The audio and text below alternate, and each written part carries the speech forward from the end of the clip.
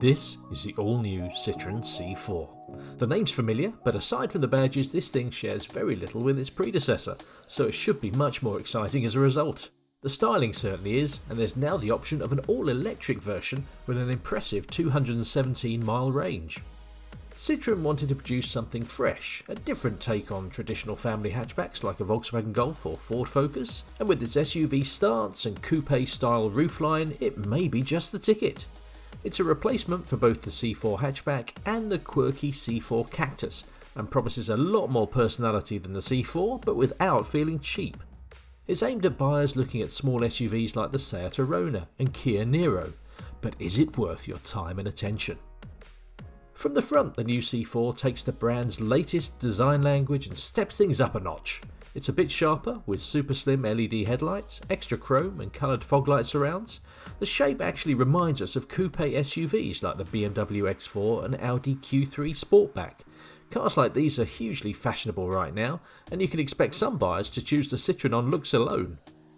Around the back you get a spoiler on the tailgate, smart light clusters and lots of interesting creases. It's quirky Citroen back to its best. Apart from different badges, the electric XC4 is near enough identical, albeit with a unique alloy wheel design. Citroen's aim is for the car's styling to stand out, not your choice of powertrain. Citroen has offered a lot of scope for personalisation in the past, and that looks set to continue with the C4. You can choose from 31 colour combinations, including some two-tone options, and you can have 6 different interior ambiances. The cheapest model will ride on 16-inch steel wheels with plastic covers. Higher spec cars will get diamond cut 17-inch and 18-inch alloy wheels. Inside, it looks like the C4's interior will be a bit more premium, with soft touch materials, some of the latest tech and the option of leather seats.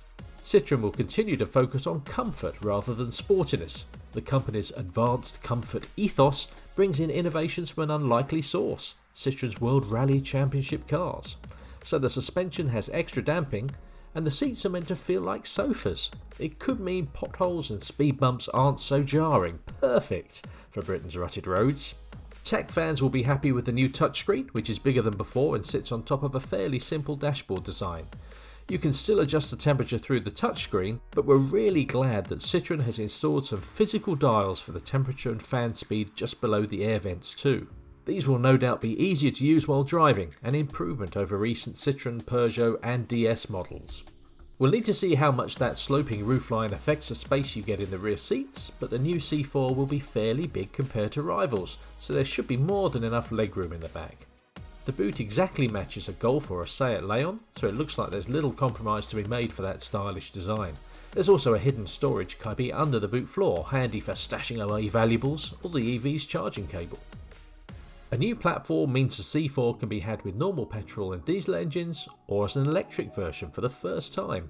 The all-electric XC4 uses the same battery and electric motor as the Peugeot E208. The C4's swoopy shape means range is better than any other car fitted with this battery and motor at 217 miles. That's 8 more miles than the E208 and almost 20 more than the 2008 SUV with an electric motor. It's likely that the EV will be one of the fastest models, though with 0 to 62 miles per hour taking 9.7 seconds, you won't be challenging any Tesla drivers to a drag race anytime soon. Still, that's no bad thing if, as Citroen suggests, this C4 focuses on comfort rather than the particularly exciting driving experience.